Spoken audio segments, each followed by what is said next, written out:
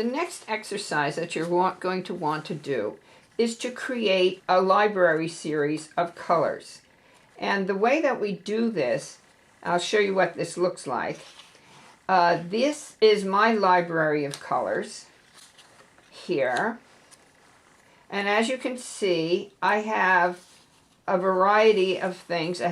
The way that you're going to do this is that you're going to create a column like this.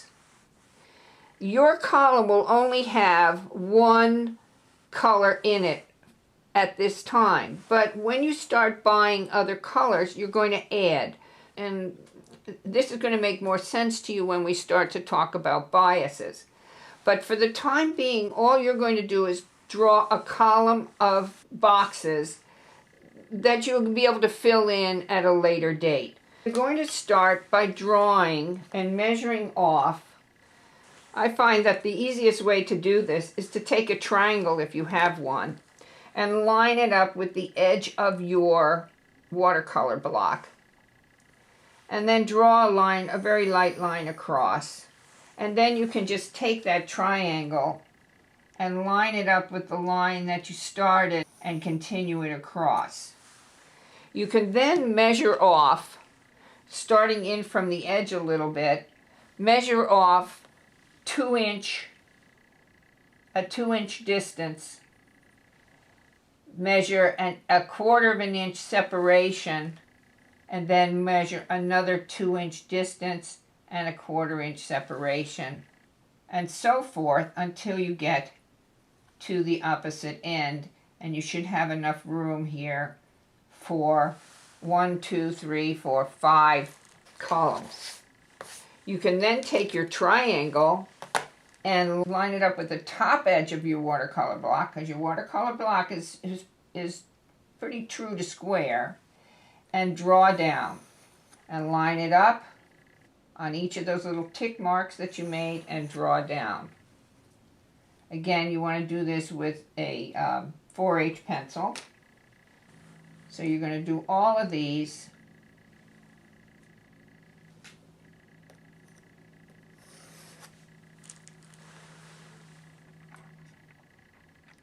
Okay, so now I have all my vertical columns measured, but you're going to need to have these divided up into sections horizontally as well.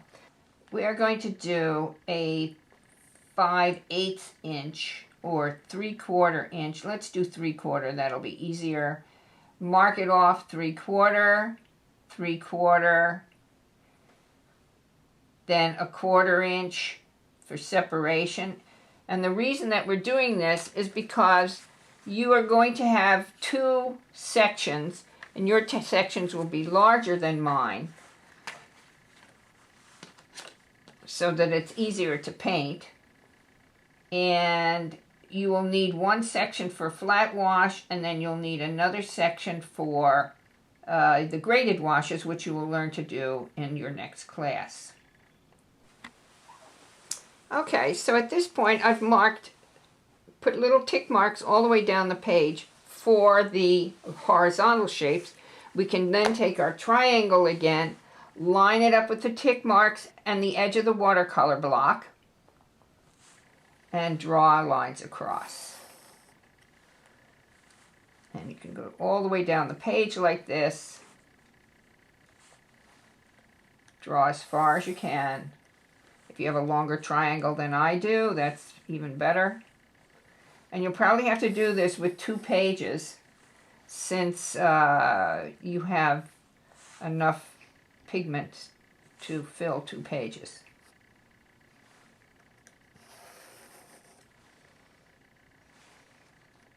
Make sure you line it up with the edge of the block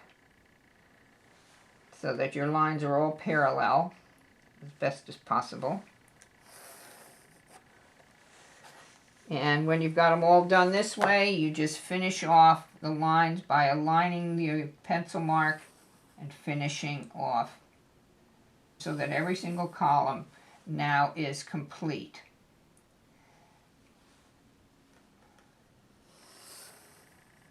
So once this is all done, then what you're going to do is you're going to label these are going to be your yellow,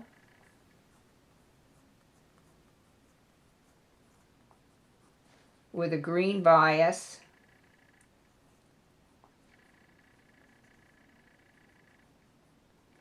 the next will be yellow,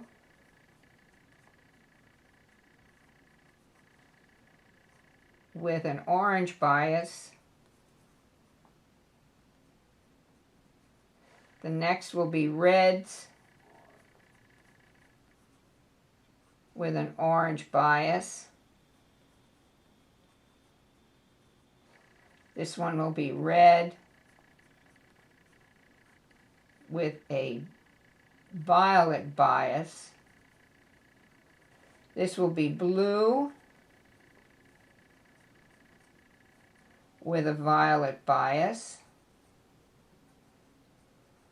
And when you do the next set on another sheet of paper, you will have blue with a green bias. Again, we'll have blue with a violet bias.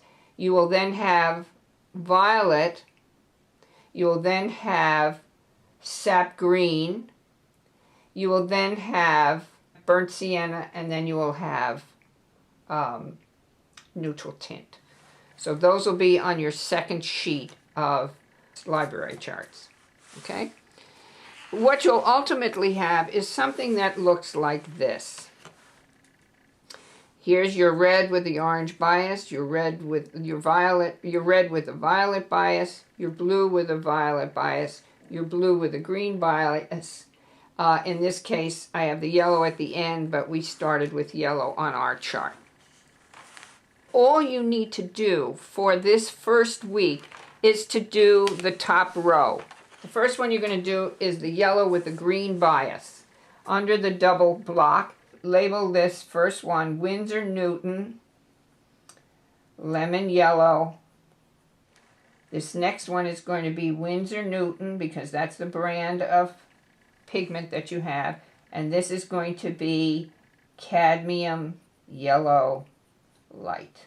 This next one will be Winsor Newton Scarlett Lake. All right, so we're ready to paint. Okay, and you can see that I have set up the 5 colors that I need. I know this is 6. This is my lemon yellow. This is my cadmium yellow light. This is my Scarlett Lake. This also happens to be Scarlett Lake, but because I had this already dried and reconstituted, it turned out very thick. So I diluted it so that I had a little lighter shade of it. And then I have Permanent Rose and Ultramarine Blue. Those are the colors that are going to go onto this sheet of library colors. So you can either work wet or you can work dry. I tend to work dry, but if you want to work wet, again, you're going to dampen the shape and you're going to then wait for it to get to a matte finish and then apply your color. Now we're ready to paint. So we've got everything labeled. We've got our pad at the right angle. I've raised it up a little from the drawing board, so we'll use a little gravity in order to get the paint to work, to run downhill.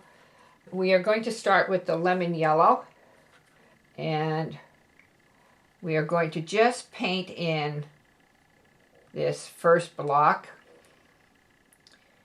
with a nice flat wash.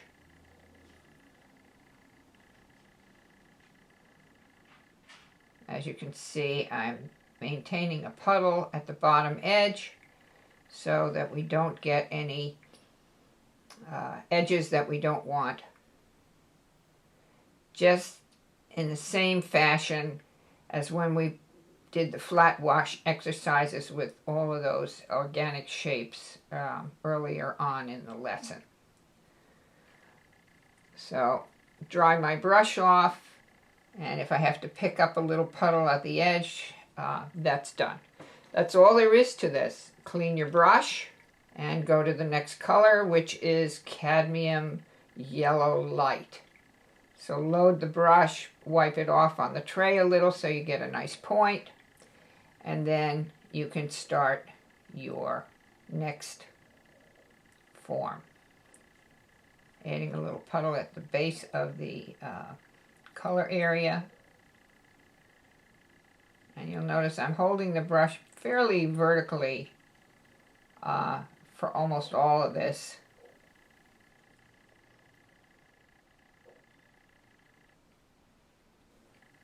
There's a little bit of a puddle at the corner, so we wipe off the brush on a paper towel and then just finish.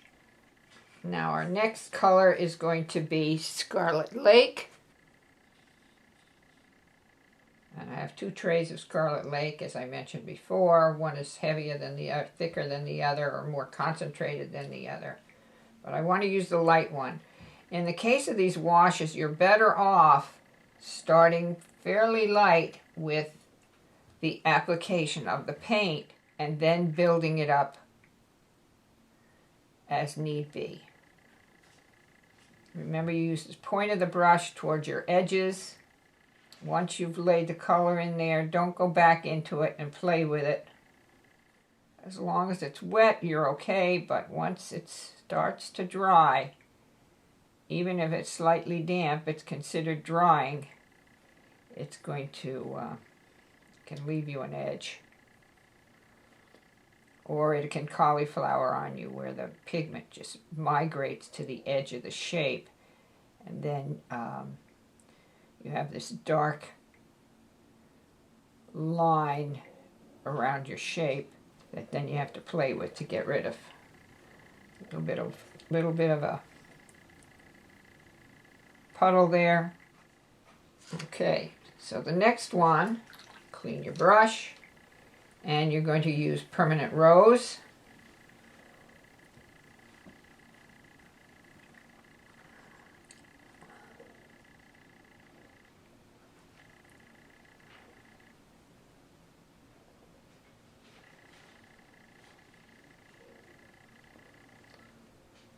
By holding your pad at an angle like this and using the puddle technique, you can get a nice flat wash very easily. Now you'll notice on this particular one, we got a little hair there. Leave it alone.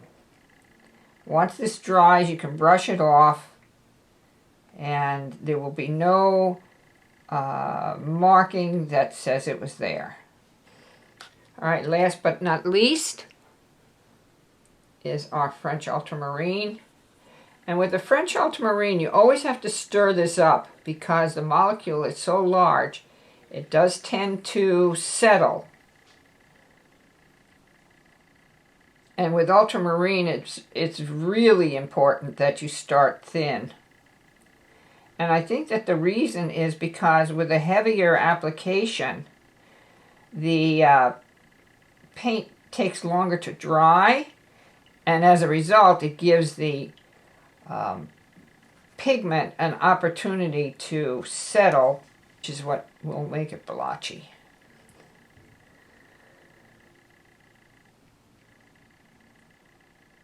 Remember to pick up your puddle. I know I say that a lot, but if you leave that puddle there, it is going to create some cauliflowering for you. So always dry off the brush so that capillary action can pick up, or that extra puddle of pigment that you really don't want in the final piece.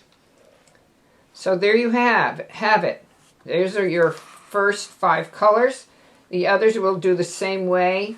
Mix up your saturations ahead of time so you don't have to be fiddling around with them during the process of painting.